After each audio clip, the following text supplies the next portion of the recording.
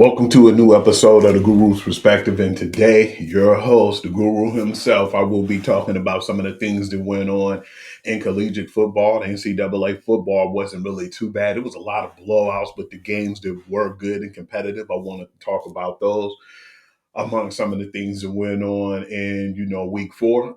And definitely, I'm going to discuss week three in the NFL. It was some crazy things happened, man. It was like in that first hour of watching the games on the red zone, it was so much stuff going on within a 3 minute span that it was incredible. I thought it ain't no way that this can happen back to back to back and to be constant like it was. It definitely had me on my toes the whole time on Sunday. It was a great day of NFL. It was some decent games in college, and I want to break them down. And I want to start off right now going with the Michigan and Nebraska. It was actually not a bad game. I definitely give credit what credit is due, and Dominic Raiola played really well. He had 308 yards, 30 of 41. I think he was throwing the ball too much rather than try to focus on the run game. He had 308 yards, three touchdowns, and an interception. One of those, touchdowns was a spectacular play where he threw it in the end zone, and it was a Hail Mary play that his, player came down with that tied the game at the half. That could have went anyway, but I give credit where credit is due because Dominic Raiola is definitely showing that, with the Patrick Mahomes tutelage, that it's starting to pay off. But some of the unnecessary throws and some of the scrambles and flicking the ball the way he didn't necessarily have to do all that. Just throw it to the open receiver or do your check down man. Just do what you have to do. You don't have to do all that extra because you see the NFL player, Mr. MVP, Mr. Three-time Super Bowl champion, Patrick Mahomes do it himself because you're not on that level just quite yet. You need to focus on having a good collegiate career. Bryce Underwood didn't have to really do too much. He was 12 of 22, 105 yards through the air, but Justice Haynes was the guy who whenever they needed a big play, he came up big and he had 149 yards and he had a touchdown on the day. Just really good football from the Michigan Wolverines that I seen defensively. And the offense wasn't bad as well. But I know right now until Bryce Underwood really becomes who we think he's going to be, there's going to be some games where he play, but he's not going to go above and beyond because at this point, I don't want a lot of pressure put on Bryce Underwood right now. I want him to focus on doing what he can do, get it to the wide open receivers, your check downs, and get what the defense gives you. But if Justice Haynes gonna run like that, let him run all over the place. We always been for first and foremost a ground and pound football team who play good defense. You could take your shots when they're there, but I'm just glad Bryce Underwood didn't play and try to, have a shootout with Dominic Raiola. And that's why I feel like it was important in this game. That game came down to number 21 Michigan winning, and it was 30-27. It was a nail biter, but Michigan did what they had to do on the road to win that game. So I give credit where credit is due to the coaching staff. And, I know Teron Moore has been suspended, but they've been holding it down since he's been out. A 3-1 record, I'll take that right now for Michigan. And, just want to see how they develop. There's going to be some more challenging games come up, but then I want to see would Bryce Underwood be ready for the big stage then. I want to move on and I want to talk about the Florida Miami game. That game wasn't bad at all. Florida struggled in that game. If I'm not mistaken, it was like 13 or 10-7 at the half. The problem is the quarterback is just not really that good for Florida. And unfortunately, I'm surprised that they kept him in the game. DJ Lagway had 61 yards on 12 of 23. That was very pedestrian. Funny thing is, Carson Beck didn't do as much neither. He had 160 yards, 17 of 30, and an interception. The difference maker was the running back in this game and just really good defense. I feel like Mark Fletcher Jr. had a really good game plan. He ran the ball excellent on 24 carries. He had 116 yards, and he had a score to go along that as well. It wasn't really much going on. It was just really a lot of good slugfest defense on both sides. I feel like Miami's defense is legit. Their offense is not clicking. And I'm surprised that they still had DJ Lagway in the game because I don't really feel like he necessarily needs to be in the game right now. He needs to sit and figure out what he can do and learn from the bench. Even though I know I've heard before Coach Prime say he's never been on the bench and said, well, I learned a lot today. Well, for the most part, you want to go in there and you want to get that playing experience. But is it really worth it right now? Because you could really hurt DJ Lagway's confidence, which I believe is starting to be to the point where it's shattered. I mean, come on now. You had a game where you had 5 interceptions, and then you turn around and have a game where you're 12 or 23 with only 61 yards. Something needs to be done. You need to sit this guy down and figure out what he want to do with his future. But I don't think he's going to be the quarterback for the Florida Gators in the future. That's just my opinion. The final score was 26-7, and it was a really good game in the first half. The second half, the game kind of got away, and that was the score. But still, I still feel like that Miami defense is really good. Carson Beck did well. The U is definitely 100% back. But at the same time, Florida doesn't have nothing really to be ashamed of unless you want to say we missed out and we had some bad miscues, but I'm not going, bully the kid or say anything disrespectful towards him. I just really feel like right now you need to have a new game plan and figure out what you're going to do at that quarterback position, in my opinion. I want to move on and I want to talk about number 22, Auburn versus Oklahoma. That was a really good game, really good contested game that I thought that was one of the best games on the day. It was a back and forth contest. And at one point, Auburn looked like they were going to win this game, but Oklahoma came through in the clutch. I give credit where credit is due. Usually, Oklahoma, I feel like they'll find a way to mess up and don't do well in games. They always squander games. But at this point, I feel like when you have a good quarterback in John Mateer, who had 271 yards through the air, 24-36 in his touchdown. And then, he did well on the ground as well. Mateer had 29 carries or 10 carries for 29 yards in the score.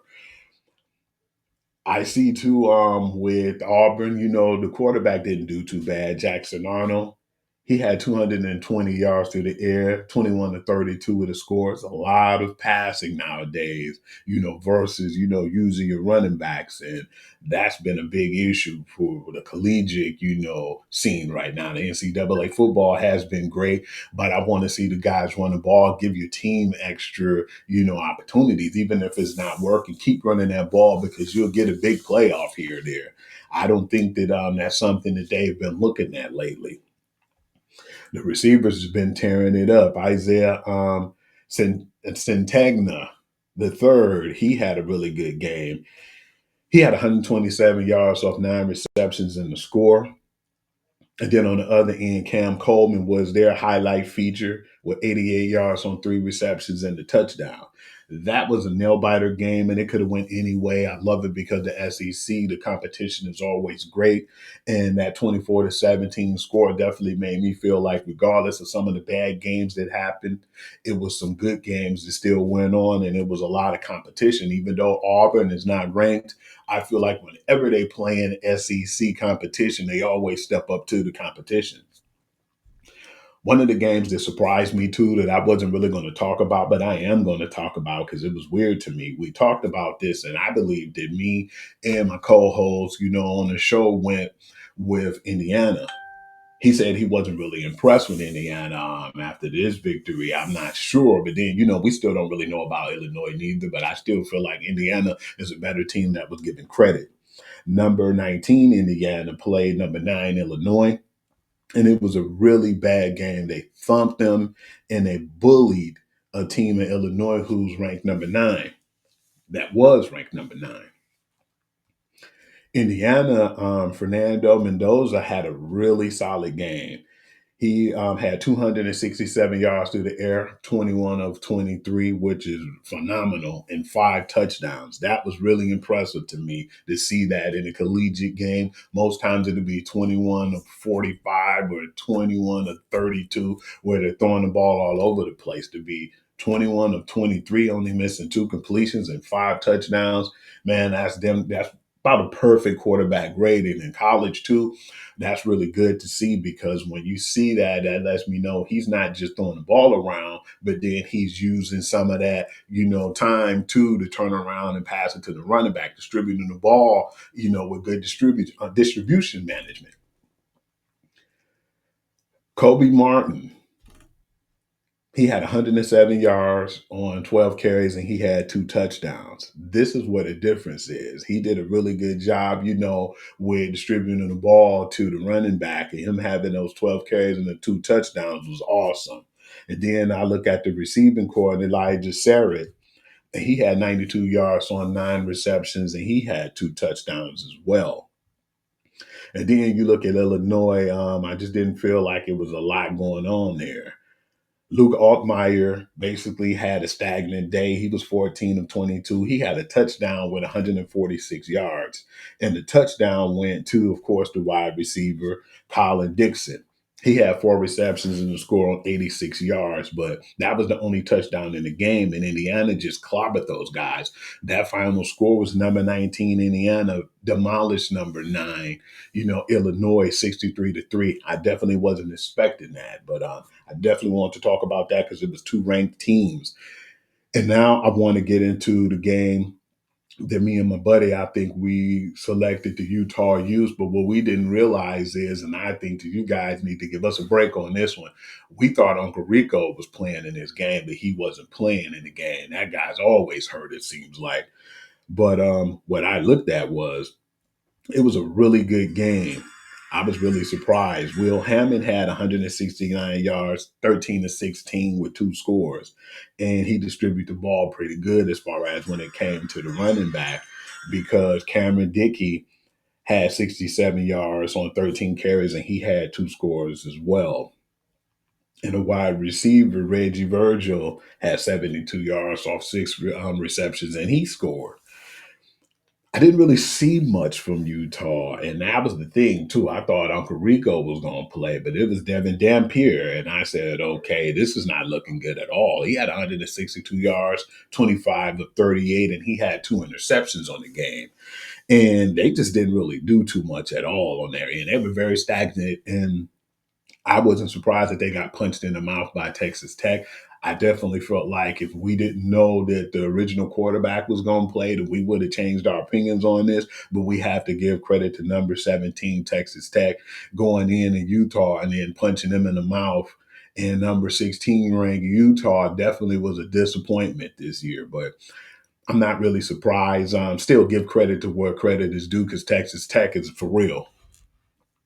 I want to move on to talk about the South Carolina versus number 23 Missouri game. Yes, of course, like I said before, South Carolina is not ranked right now, but it was a hell of a game. They were going blow for blow in this game. I felt like that the quarterback of South Carolina, Lenore Sellers, played better than his opposition. He had 302 yards, 18 to 28, and 2 touchdowns on the day. And the wide receiver looked pretty good too. Vandravius Jacobs. He had 128 yards on 7 receptions, and he had a score as well. But on the other end with Wazoo, Bayu Pibula, that's what I believe his name is, Bayu Pibula. It's kind of hard to pronounce for me. He had 171 yards, 16 to 27. He had a touchdown and an interception, but he didn't really do as much as I thought that he would. But then again, that ball distribution, what I'm talking about too, the running back went off. Ahmad Hardy. He had 22 carries, 138 yards, and the score on the day. And like I said, that game was neck and neck, even though you have a South Carolina team that's not even ranked right now, and you had number 23 Mizzou, who usually plays well in SEC. That game came down to the almost the final whistle, and the final score was 29-20. It was a really good contested contest, and don't even really want to talk about the Notre Dame game. They finally won the game, and they're 1-2 right now, and they beat up on Purdue. That final score was 56-30. Moving on, I was a little surprised with the Michigan State USC game. I don't really think USC is all the way back quite yet. So, I look at it and I say, man, they still got issues because Michigan State, I didn't really look at and think was going to be a good team this year. And Aiden Childs did okay. He had 212 yards. He did better than okay, 12 of 21 and three touchdowns. And one of his highlight receivers was Amari Kelly. He had 133 yards on six receptions and a score. Jaden Maeva had 234 yards through the air, 20 of 26 and three touchdowns as well. And his shining star on offense was, of course, the wide receiver, Makai Lemon. He had 127 yards on eight receptions, and he had a score as well. Those are some of the games that I wanted to discuss in college. And now I want to definitely get into the pros because I got a lot to talk about right now. It was a crazy week in the NFL, and I enjoyed every moment of it.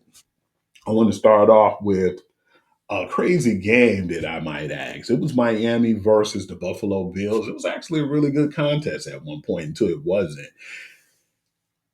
Tua Tagovailoa, man, he looked pretty sharp in that game until he didn't. I called it too, man. It scared the hell out of me because I was saying that to myself, man, he's playing too good right now. He's going to find an excuse or he's going to throw an interception soon. Right when I said it, right when it slipped out of my mouth, he threw the ball to the defender right in his hands.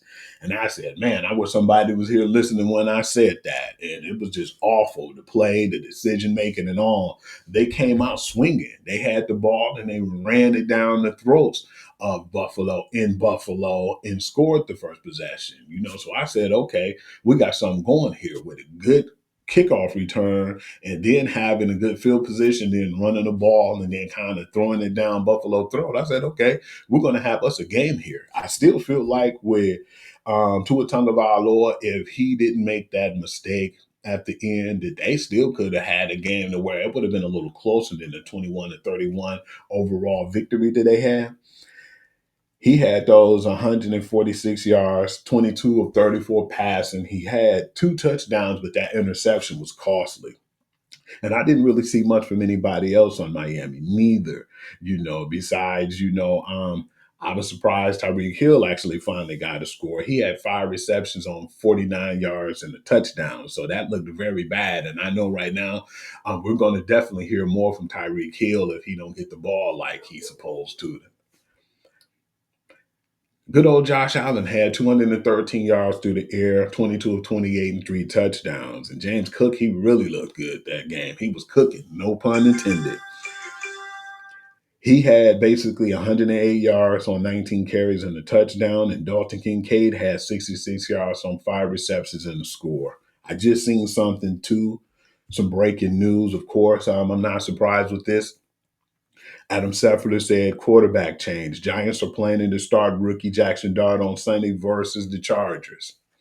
I definitely seen this coming because I'm gonna tell you on some of my stats too. Russ looked really bad one game, then he looked phenomenal last week, and then he just really couldn't get it going this week as well. And it was just a really bad game. I'm not going to give credit where credit is due. That game was probably one of the top games as far as the worst games, in my opinion. But I've seen worse on Sunday. But I'm going to get back into everything that's going on around the league. I want to talk about the Sunday game with the Bengals. They got a lot of explaining to do.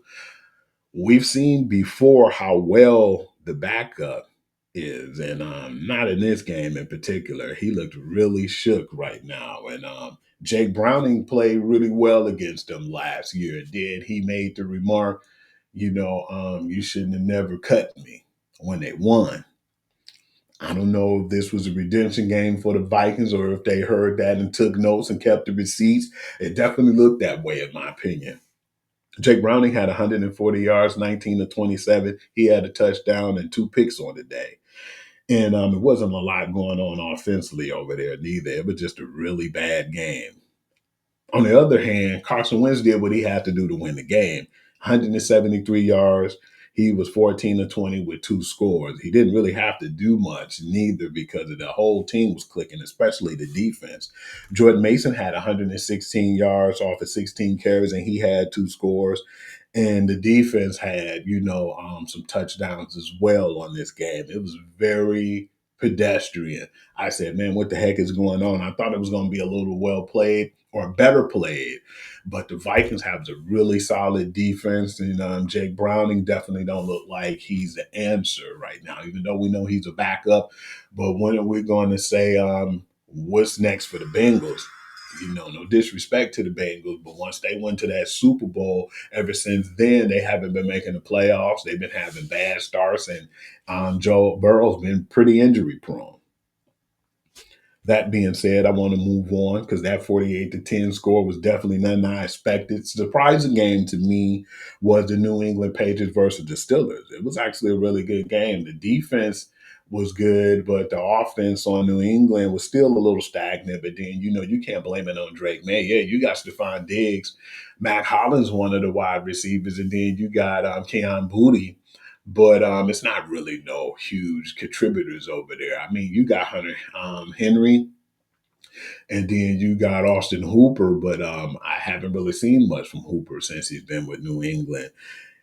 Hasn't really been good as far as the offense, but Drake May did the best that he can do to score and contribute for the team, and I didn't think he looked bad that game. He had 268 yards, 28 to 37. He had two touchdowns and he had a pick on the day. Their issue was they couldn't hold on to the ball from, fumbles from the running back, Ramondre Stevenson. And then they even had a lot of turnovers. And I believe Drake May had a few fumbles in this game. So, yeah, they just couldn't keep their hands on the ball and they couldn't keep the ball in their possession.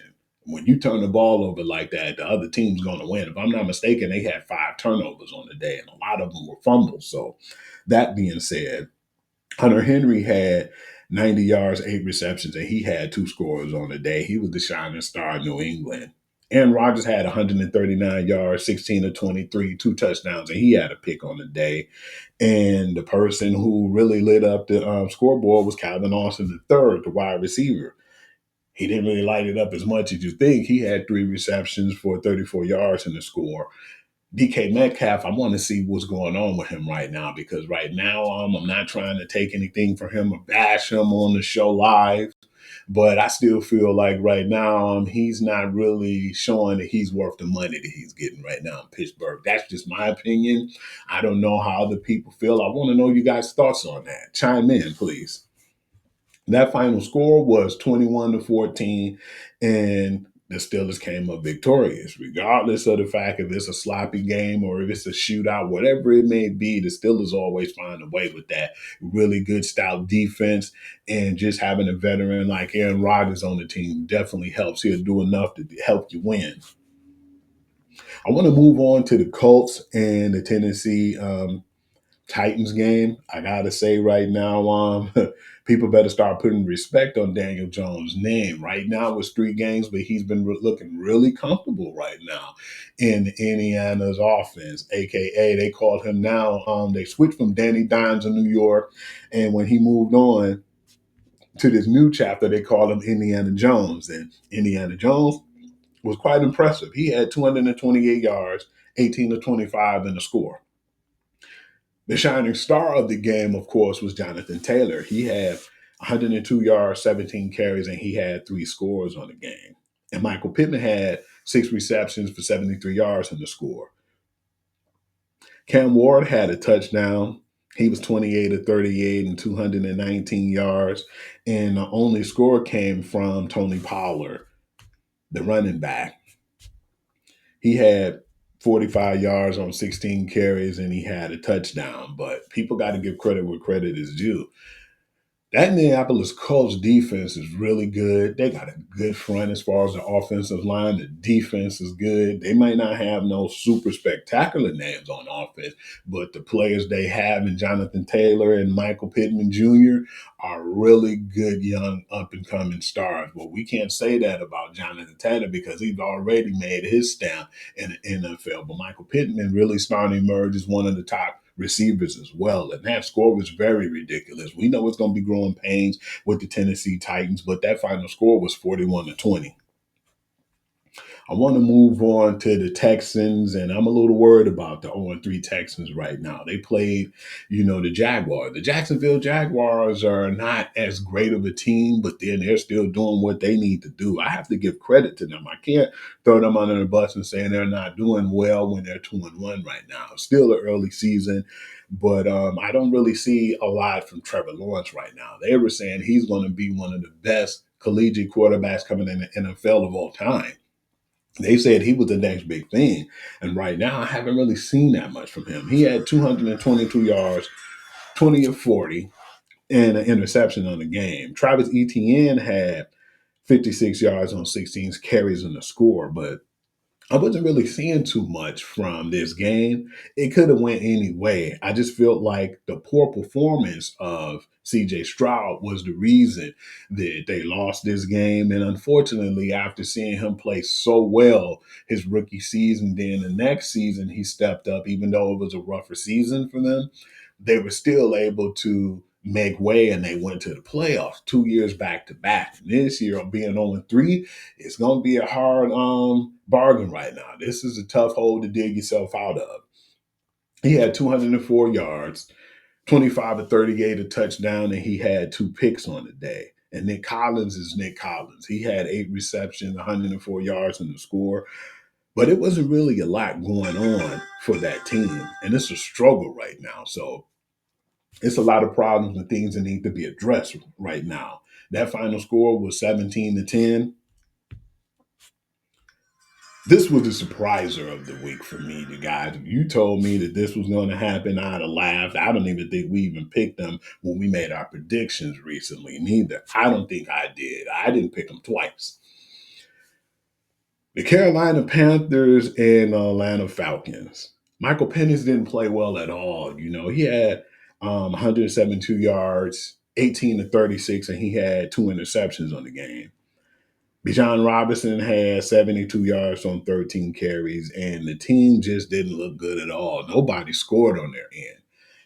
That being said, the Carolina Panthers, Bryce Young, wasn't really spectacular neither, but the team offensively and defensively was clicking. I just think this was a game possibly where the Atlanta Falcons feel like, okay, we're going to go to Carolina. We're just going to go there and go through the motions, and we still going to get a victory.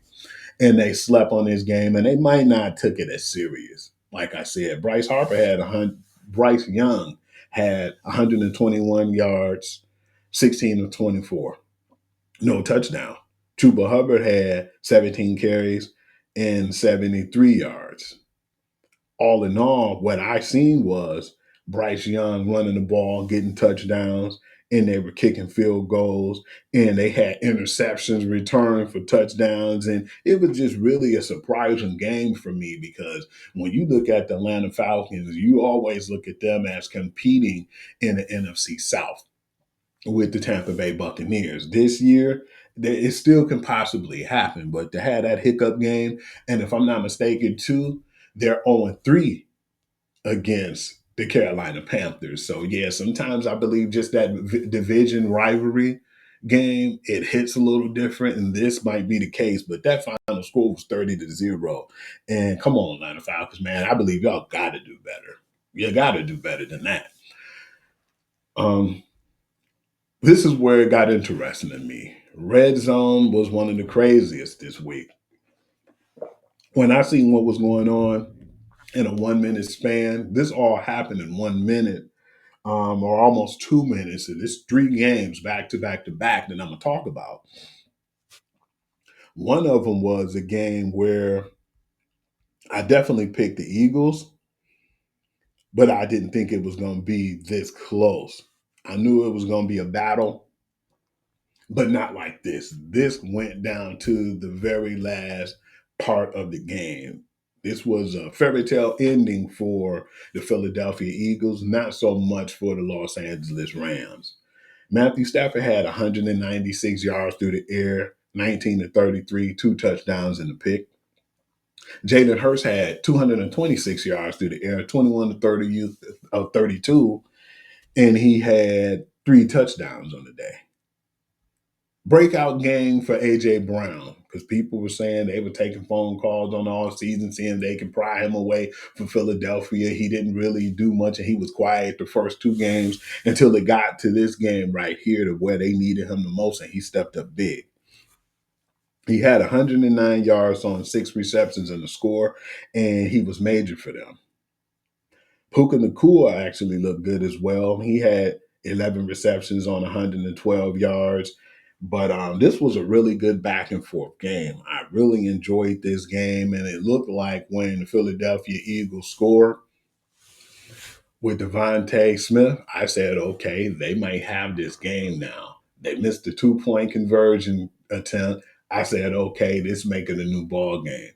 And Matthew Stafford did what I've seen Matthew Stafford do for many years in Detroit. He walked that ball all the way down the field from where they were all the way into, field goal range, giving them a chance to win. They set up the field goal. I said, okay, this game is over. I said, well, it was a good game, and that's all I asked for. It was 27-26 at the time. May I remind you, people?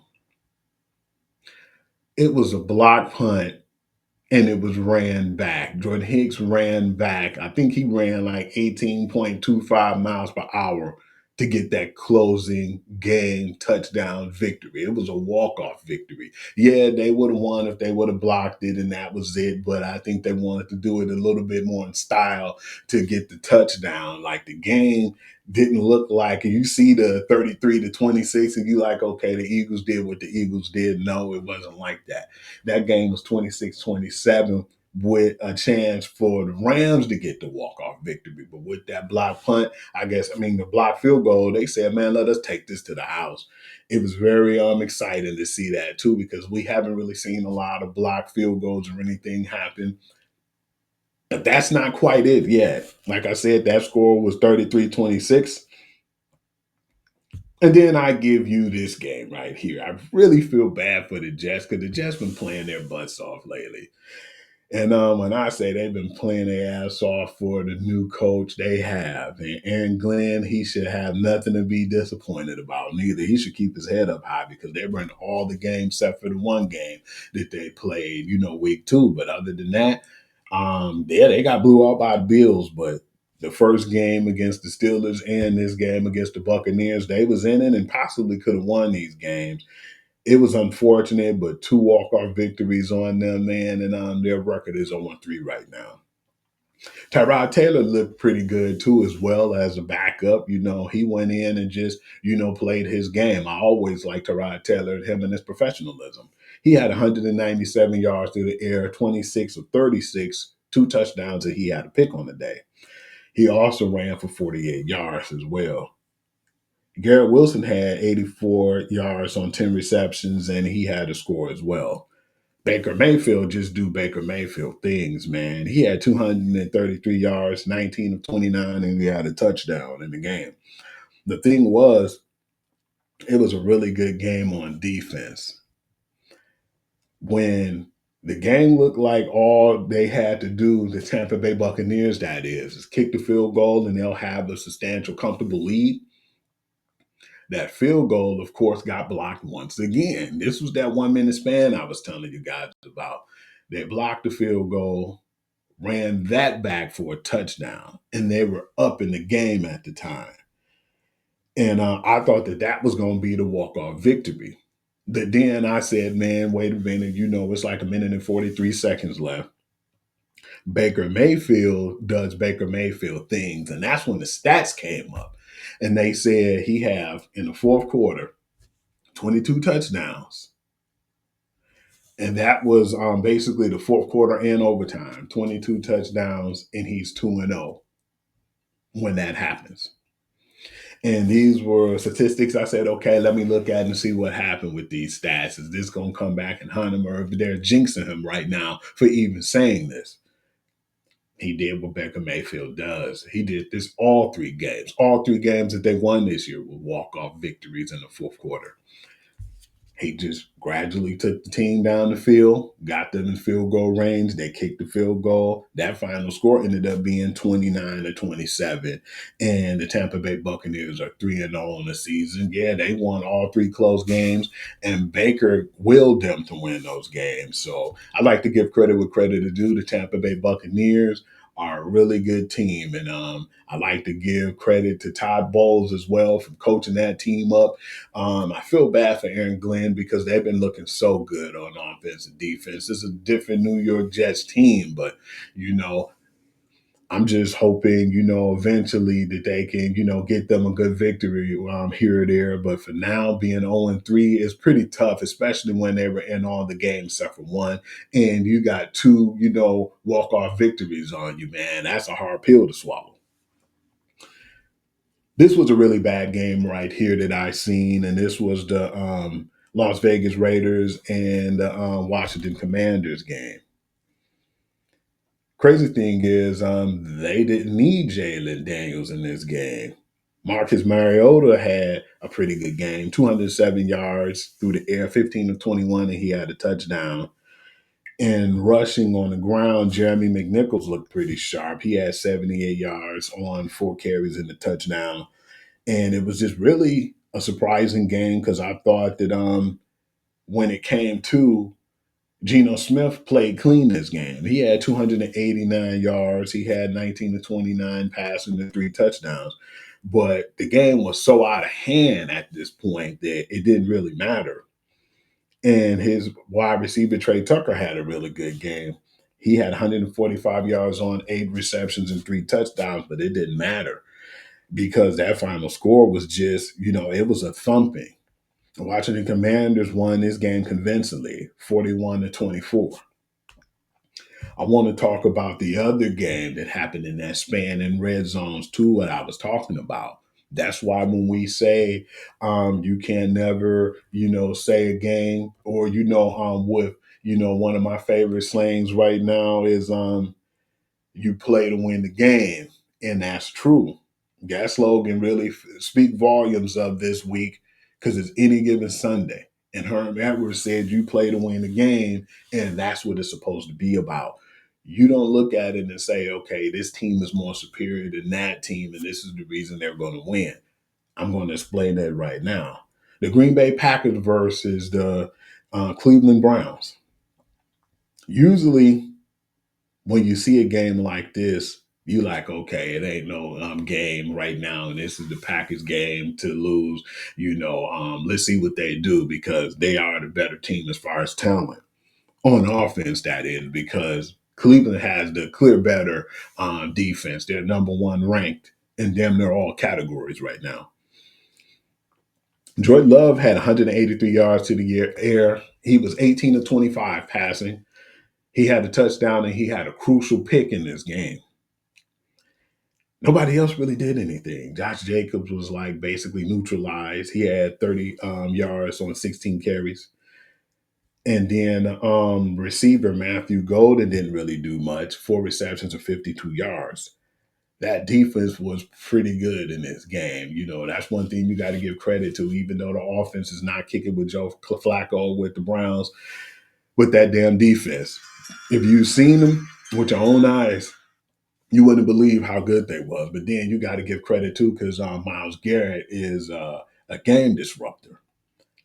Flacco ain't do as much. He had 142 yards, 21 of 36, and he had a pick on the game himself. Quinshawn Judkins was the difference maker in this game. 94 yards, 18 carries, and he had a touchdown. And that was the only shining star in this game. The game was relatively quiet, and it was like defense against defense, and they were stopping the offenses. When I talked about that crucial interception with Jordan Love, it was very crucial. What he did was try to play hero ball. He tried to throw the ball, and he necessarily didn't have to do all that. All he had to do, because he made a few plays doing, things that you don't supposed to do in the pocket in the first 2 games. And that's why they won them games. It was like miracle catches, and it's like, okay, man, that's a once in a lifetime catch that they made, and he thought that he can get away with it again on this defense. He did that, but unfortunately, when he did that, it was an interception. It was a right there in the red zone, a red zone play.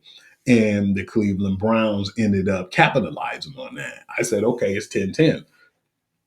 It's a few minutes left. Jordan Love might get him down the field and kick a field goal and hurry up and get out of there with this hard contested game against a team that they didn't expect to give them a good contest to.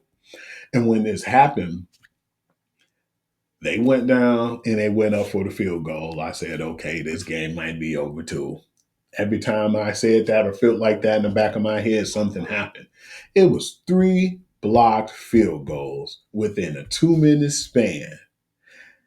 One of them went back for a touchdown that won the game. It was a walk-off victory. The other one went down and they went in the league with the Jets game, and Baker Mayfield did his magic and it was a walk-off field goal.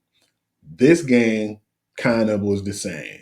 It was a blocked field goal with the Cleveland Browns. They got the ball midfield, got enough yards to get them down the field to set them up for the game-winning field goal, and they kicked the field goal and they made the field goal. That score was 13-10. It was a really funky game, but at the end, you can never count a game, and you can't never say a team is better than another team on any given Sunday. You never know what'll happen. Like I said, that 30-0 victory Carolina had over the Falcons, and then this 13-10 victory was very shocking. And plus all those crazy blocked field goals and game winning touchdowns and game winning drives, and it was a really exciting Sunday. I would like to say that it definitely had me to the point where I was on edge. This is another good game right here. I definitely called the Chargers in this one, but this could have went any way. A really good contested game. You got to give credit to Coach Harbaugh and how he had these guys playing, especially Justin Hubbard and Quentin Johnston. Damn, he needed this confidence boost, and he's been playing lights out lately. Bo Nix had 153 yards, 14 to 25 that he had to score on the game, and surprisingly, too, J.K. Dobbins, he came back, because he was played well with the Chargers, and they let him walk. He came back and he definitely wanted redemption when he got that touchdown. He played good too. 83 yards on 11 carries and a score. And Cortland Sutton had 118 yards on 6 receptions, and he had a touchdown as well. Justin Hubbard looked pretty sharp in the game, 300 yards, 28 to 47. He had a touchdown and a pick on the day. And the rookie running back looked pretty sharp. Amarian Hampton, he had 19 carries for 70 yards and a score. It was a really good battle. And in this game right here, I felt like the team who had the ball last was going to win. And I like the fact that you got Keenan Allen back and, making huge plays as well in that game. That final score went down to the last minute, and it was 23-20.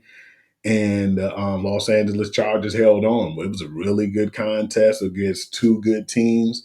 I still feel like this could have went any way. It's just unfortunate right now that the Denver Broncos had to go 1-2. But the Chargers are clean on the year. They beat mostly everybody in the division already. They're 3-0. And with victories, huge victories over the Denver Broncos and the Kansas City Chiefs. So, yeah, much credit to Coach Harbaugh and that Chargers team. This was a really poorly contested game, in my opinion. This was the Seattle Seahawks versus the New Orleans Saints. Sam Darnold looked okay in this game. He had 218 yards, 14 to 18, two touchdowns, and Kenneth Walker III only had 38 yards on 16 carries, but he had two touchdowns. Jackson Smith and Jigba had 96 yards in the score as well. The difference was the defense. They had pick sixes and they just went crazy all over the game. It was like a touchdown. It was like a run back, a punt return run back. It was just a lot of things that you never expected, And I was surprised because when I saw that, I said, "This is crazy," because I didn't think that that was going to happen this way. Neither. Torrey Holden had a 14-yard pass. And then with that pass, he turned around and got a touchdown, and then he ran one back for a touchdown. And the pick six definitely did help too with the New Orleans Saints. And we've always said in this season, when we talk about football, the Tennessee Titans, the Saints, and the Patriots. Now I'm not even looking at the Patriots. I'm saying Tennessee Titans, Saints, and the Miami Dolphins might be the worst teams in the league right now. And the final score showed it was 44-13 in this game, and it's going to be a rough season for the New Orleans Saints. I think right now, while they got Chris Olave, Alvin Kamara, and some good pieces over there, on defense like Cameron Jordan, they need to start doing something, cleaning house and try to rebuild and get them some draft collateral. Because 44-13, it was inexcusable. This was a crazy contest too with the Arizona Cardinals and the San Francisco 49ers. It wasn't a bad game. It was a really good defensive game. Kyler Murray had 159 yards, 22 to 35, and he had a score. Surprise of this game was Mac Jones, man. This is definitely a redemption story for this kid. He had 284 yards, 27 to 41, a touchdown, and he had a pick on the game as well. So it wasn't really too clean, but the defensive played really good, man, on both sides. You got to give credit to the Arizona Cardinals because that defense looked sharp ever since last year. And then San Francisco always find a way to have a good defense. The problem is right now, it was a scare. And Nick Bosa's going to be out for the year now, unfortunately. He had a knee injury and he's going to be out the rest of the season. So I'm wishing him a speedy and safe recovery. But that final score was Mac Jones wheeled them down the field, got them in position to win, and they kicked the field goal, and that was the walk-off victory, 16-15. It was a lot of walk-off victories and a lot of stunning things that happened in the last, few seconds of games. It really made this look like one of the better weeks of the NFL. The first week was kind of sluggish. The second week didn't really disappoint, but this possibly might be the best week thus far. And I know we still got, more games to go about. But so far, so good. Week 3 is the best to me. And I think by a long shot, and I don't think that's going to change. Chicago Bears, versus the Dallas Cowboys. This was a redemption game for Ben Johnson. I feel like I didn't appreciate a lot of the F. Ben Johnson chants in Detroit and how disrespectful they were. I thought that they were going to boo him, but it was utter disrespect. God, come on, Detroit, man, we can do better. I just want to get that off my chest right quick, and I want to get into the game. This game right here, Caleb Williams looked pretty sharp. He had 298 yards, 19 to 28, and he had 4 touchdowns. On the other end, Dak Prescott looked pretty rough in this game. 251 yards, 31 to 40. He had a touchdown and he had 2 picks. Luther Burden, second round draft pick, shined in this game. 101 yards on 3 receptions and a touchdown. They went up and they didn't look back, and the Bears offensively and defensively clicked on both sides of the ball. So yeah, it was a really good game for Ben Johnson, his first win, and the Chicago Bears looked sharp. 31-14 too, man. Dallas, I still feel like even if you had Micah Parsons on your team, it wasn't going to help because this team has a lot of problems. So yeah, I would get all the draft capital and everything I can get to try to fix it, but not looking too good for them this season. This was a game that I didn't really too much care about. But at the same time, the Giants basically doing this to themselves right now. We were saying if Brian Daboll don't do well right now, he's going to lose his job. And that's why when I got that breaking news that I explained to you guys that Jackson Dart is going to be the quarterback, he don't have nothing to lose right now. And it's crazy too because Russ played really bad the first game. The second game, he played phenomenal, lights out. And so that's why they went with the high hand again, and he stunk it up. Didn't have a chance in this game. He had 160 yards, 18 to 32 and two crucial picks. Patrick Mahomes didn't really do much. Unfortunately, he got, a lot of guys out with Rice, it's not really a receiving core that they expected right now. Xavier Worthy. So yeah, they got some players that's out, but Patrick Mahomes usually still don't make excuses. He just go out there and do what he could and win with what he has. He had 224 yards, 22 to 37, and a touchdown. And the young man who's been turning heads is Tyquan Thornton. He's been making spectacular plays. He had 5 receptions of 71 yards and a score, and the only touchdown in the game came from Cam Scatterbo. He was their only offense. He had 10 carries for 60 yards, and then he had 6 receptions for 61 yards as well. That final score was 22 to 9, and it was a sleeper. But at the same time, I say, hey, it was a smart idea, and it was the best decision in an 0-3 organization with the New York Giants to go ahead and go with Jackson Dart and see what he has, because I don't know if there's any more room for Russell Wilson being the backup. Unfortunately, he possibly might walk off into the sunset after this. I want to get to the nitty gritty now. I want to get to that Monday Night Football game. And I'm going to say to my Detroit natives, I apologize. I thought being in Baltimore, this might be a situation where Baltimore has the upper hand. And it definitely looked that way at one point. Baltimore has had our number for years. And the one game we thought that we was going to win at home came down to Justin Tucker hitting a 63-yarder field goal on us. And I said, man, that just has to be, the bad luck of the Lions. The last time we beat the Baltimore Ravens was when we were at home in 2005. So yeah, that was a 20-year drought for us. Nobody picked us, on the ESPN panel on Monday Night Football. Hell, even me and the co-host of the Guru Sports Session said that we thought it was going to be a close number of since it's in Baltimore. They might pull this one out. But at this point, we were saying still, regardless, we didn't care if we was wrong. We'd rather be wrong than right any day on this one. And yeah, we all were wrong.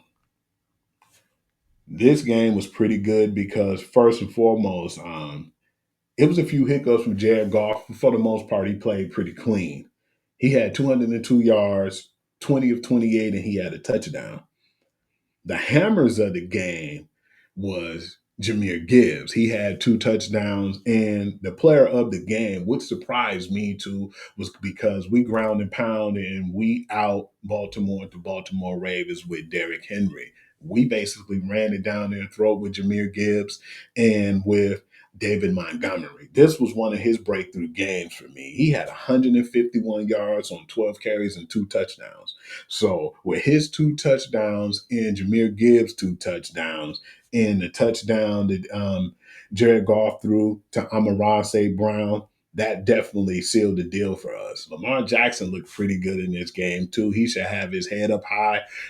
We got 7 sacks on that brother though, man. And I definitely didn't think without Zadarius Smith on the other end of Aiden Hutchinson that we can do that. We made noise. Jack Campbell was everywhere. And then you had Aiden Hutchinson step up. We was thinking, man, he's not the same right now. He's going to probably need a few more games to get under him before he start playing like, good old Aiden Hutchinson. And that was the game where it actually all clicked too. Lamar Jackson, like I said, he had 288 yards, 21 of 27, and 3 touchdowns. Derrick Henry had 50 yards. You hear me right. No corrections needed. He had 50 yards on 12 carries and a touchdown. And that touchdown that he had was on a big play in the first quarter. Mark Andrews looked sharp in this game, 91 yards, 6 receptions, and he had 2 scores too. He finally got involved in the offense. The issue was Derrick Henry's been having problems keeping the ball in his hand. In all 3 games, even though they lost the first game from a crucial fumble, they gave the ball back to Buffalo Bills to win after, Buffalo was down 15 in the fourth. And then it didn't really matter in the second game because they still won against Cleveland. It was a blowout. But in this game, it was a crucial time in the game where he fumbled the ball. Well, actually, Aiden Hutchinson punched it out. I thought that was a really good play. And it was just really good football. But I just can't really give it all and give credit to just Aiden Hutchinson because the whole defense balled on this one right here. I was actually surprised too, and I like to give credit to that defense. And I want to, run off a few stats as well while I'm at it. I want to apologize. I know, Jared Goff, if you have a bad game in the future, man, regardless, I'm going to just shrug it off, man, and I'm not going to bad talk you, man, because I get scared sometimes with Jared Goff. I'll say, okay, he has a good game and he played good. But when we need him to play at his best, it seems like he never step up to the occasion. And being clean spoke volumes to me, and that definitely let me say, man, let me have more confidence in Jared Goff because to beat Baltimore in Baltimore and ground and pound and out physical them, man, this might be a new era for the Detroit Lions. Not only that, the John Morton offense looked amazing the last 2 weeks. He did a hook and lateral trick play. I didn't even see that coming, but he didn't really need all those trick plays. He just had his weapons and they just was more physical and they out physical Baltimore. Like I said, you get 7 sacks on Lamar Jackson. That's huge. And not only that, they just play lights out, man. It wasn't really much they had to do with the trickery plays. So, yeah, just to play them head on and do what we did, highly new respect for the Detroit Lions. The Detroit Lions quarterback Jared Goff since 2023. 9,763 yards is first in the NFL. 73 touchdowns is second. 28 wins, 29 wins. First in the NFL. 70.3 completion percentage. Second in the NFL. 271.2 passing yards per game. First in the NFL. So do you think he's a top 5 quarterback? Hit me in them comments. The Lions are the only team in the NFL Super Bowl era to have a game with 7 plus sacks, 4 plus rushing touchdowns, no turnovers, and no sacks allowed. David Montgomery on the day, 13 touches, 164 yards, 2 touchdowns. Jahmyr Gibbs, 27 touches, 99 yards, 2 touchdowns on the game. This is the interesting part right here with the stats. The Ravens are the 13th team in NFL history to score at least 40 points in each of its first 2 games of the NFL season, but without being 2-0. They were 1-1, and I was definitely looking at it like if we 1-2, man, we just gonna have to pick ourselves up and we're gonna have to keep, respecting the process. But I don't have to say that today, folks. We're 2-1, and we're going to Cleveland. Cleveland will be coming here to Detroit. I was on a natural high yesterday, but then I'm back to reality because any given Sunday, like I said, I didn't expect the Cleveland Browns to be the Green Bay Packers, but I'm a little more optimistic at home, but still, I'm not taking my eye off the enemy, and I'm staying humble after that huge victory on Monday. The Ravens was 22-2 against the NFL NFC teams coming into the matchup on Monday night. Now they're 22-3. Aiden Hutchinson versus the Baltimore Ravens. 93.1 run defense grade. 9 pressures. He had a sack and a forced fumble. And this is another thing, too, that I would like to talk about what I was saying with Russell Wilson and how bad things are starting to shape out with him and the reason why Jackson Dart is now the new quarterback. Russell Wilson is the first quarterback in NFL history to throw for under 200 yards and no touchdowns in one start, then throw for 450 plus yards in his next start, then throw for under 200 yards and with no touchdowns again in his next start. So that definitely led me to knowing that he was definitely going to be replaced. Players in the Super Bowl era that have multi-touchdown catches and a return touchdown through three career NFL games. Torrey Holton from the Seattle Seahawks just last Sunday. That was 2025, of course. The electrifying Percy Harvin for the Minnesota Vikings and Seattle Seahawks. He did that in 2009, and Tim Brown in 1988. The Minnesota Vikings are the first NFL team in a Super Bowl era to have a game where they had under 200 yards of offense, failed to score a touchdown, took six plus sacks, and fumbled four times, committed four turnovers, had eight plus penalties, and allowed an individual 100-yard rusher in the game. When you look at this, that was last week, the week that just passed recently when they played. You can never count a team out.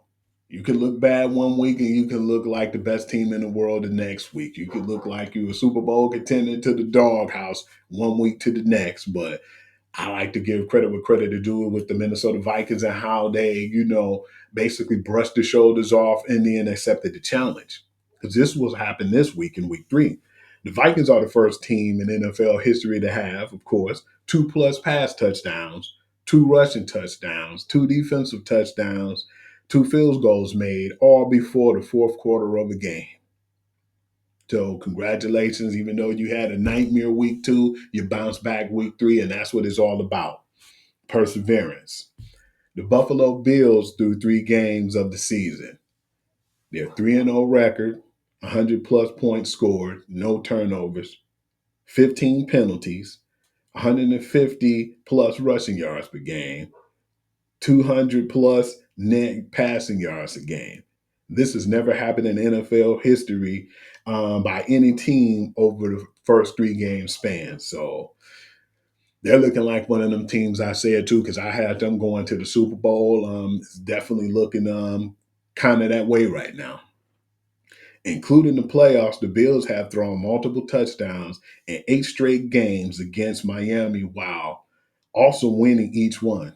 That's tied for the longest such home streak against any NFL team in history, including playoffs, along with the New England Patriots versus the Jets.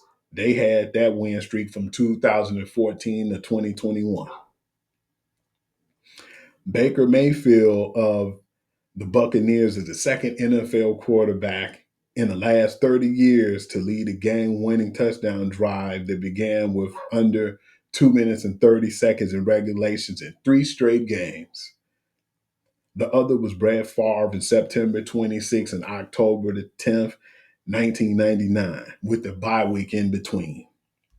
Now, it was a really good week, and I like to say, give credit where credit is due. I enjoyed it. I was definitely excited because we won. And like I said, we had a 20-year drought. So, man, I didn't really sleep that well last night. Man, I was still going off of adrenaline. I didn't go to sleep till 2 o'clock. I was on the phone with the co-host of the Guru Sports Session. And, man, we was definitely very amped up and we was excited from that. And Aquadine Muhammad, man, I definitely can't forget about you, man. What a hell of an effort, man. And you gave us that pass rush we needed opposite of Aiden Hutchinson. And I think that was the difference maker in the game. But then got to give credit where credit is due. Like I said, the good offensive plan and Johnny Morton and then Calvin Shepard, man. We got to give those guys credit where credit is due. Then Campbell lost Ben Johnson and Aaron Glenn. And we thought, not me, as in particular, not only me, but a lot of talking heads felt like the world was shattering in Detroit. And then Peter Schrager was one of the main guys, throwing that shade on us. But Schrager, we back and we ready, baby. I want to get into the games that's coming up too in college and in the NFL, and I want to run them down real quick. I want to first start off, and this is going to be a really good game on Friday, Florida State and Virginia. I'm going to take Florida State, and I'm going to take the 6.5 points because I think this is going to be a close one. Number 24, TCU versus Arizona State. I'm going to go with Arizona State at home in this one with the upset against number 24, and I give them a 2.5 point favor. Georgia Tech versus Wake Forest. I'm going to give Georgia Tech the 13.5 points because they've been playing really good. And number 16, Georgia Tech, has definitely proven to me that they belong right now.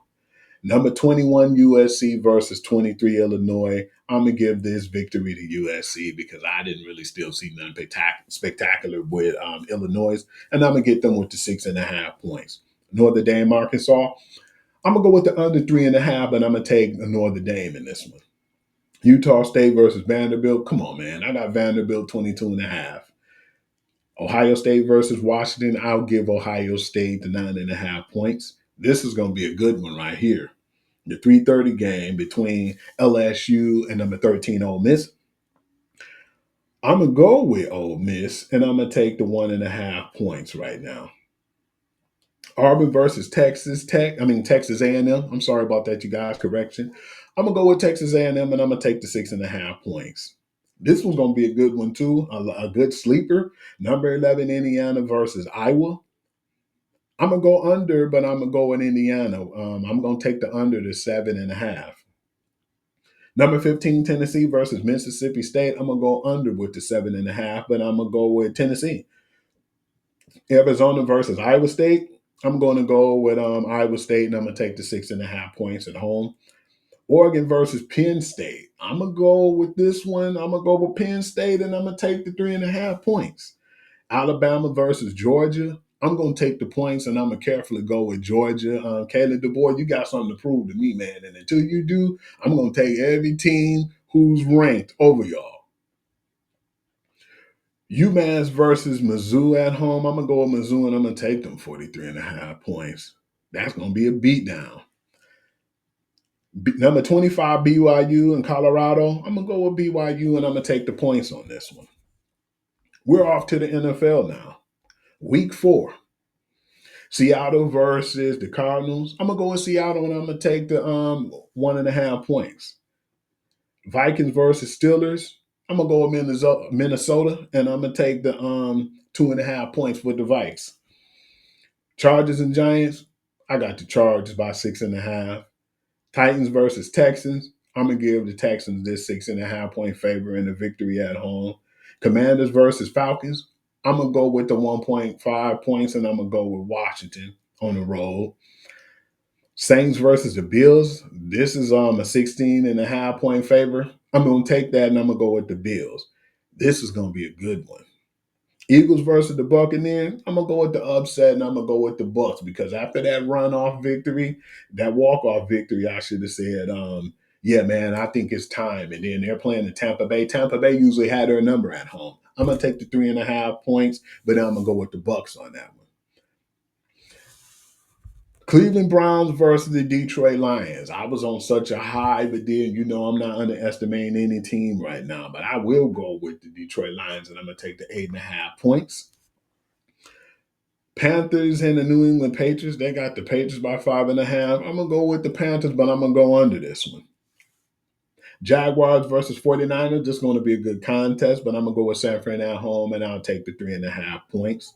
Colts versus the Rams. I'm going to go with the Rams on this one at home, and I'm going to go with the 3.5 points. Ravens versus the Chiefs. I'm going to go with Baltimore, and I'm going to take over the 2.5 points. Bears versus the Raiders. I got the Bears, and I got them as the over the 1.5 points because they got the Las Vegas Raiders winning that game. Crazy enough. Packers versus the Cowboys. I'm going to go with the Packers, and I'm going to take the 6.5 road favor. Jets versus the Dolphins. I'm going to go with the Jets, and I'm going to go with the 2.5 points. And the other Monday night football game is the Bengals versus the Broncos. I'm going to take the Broncos, and I'm going to go with the 7.5 points because the Monday games might not be as spectacular, but I believe the Jets will be able to prevail and win that game. And I definitely feel like that's going to be a shootout. But then I'm going to say that Bengals and Broncos game going to be beat down, and I'm going to go with the Broncos because I don't really see much from Jake Browning in this one. So I would like to say thank you all for chiming in, to the Guru's Perspective and everybody who showed love and support on the people in the network, of course, the Nighthawk Network, Big Niece, Big Red, Aunt Nikki. I like to say E-Buck for productions and everything we do for the promos to make these shows great. I like to give shouts out to my homegirl Road, Stardom, Coach V, and Felicia too for Rumble time, I believe. I'm hoping I'm not you know, saying the name wrong. But appreciate all the family and friends and loved ones too to support me. I like for y'all to click on the YouTube page, hit that link, like and subscribe. That means a lot to us, man. If we can do this and get a couple of dollars off of it, it'll highly be appreciated. And then, of course, if you guys want to catch me too as well, these are the ways you can catch up with me. You can find me on Instagram as Hoovy, WHOOVI. Once again, on Instagram, we put all our promos and productions up for the shows and the podcast that we do. Sports Guru to You, that's just strictly a sports page where I put breaking news and I put a lot of the scores. Hugh.Lee6 on TikTok. I appreciate all the love and support over there too. I like to say thank you. If you guys feel like you want me to talk about anything else, any other sports, hockey, whatever, lacrosse, just, you can hit me up in the sports guru to you at gmail.com too. I would like to say thank you all. I appreciate you and keep up the love and support. And like I said, man, go to that YouTube. I usually put the URL on there. Click that link, like and subscribe. Once again, peace until next week.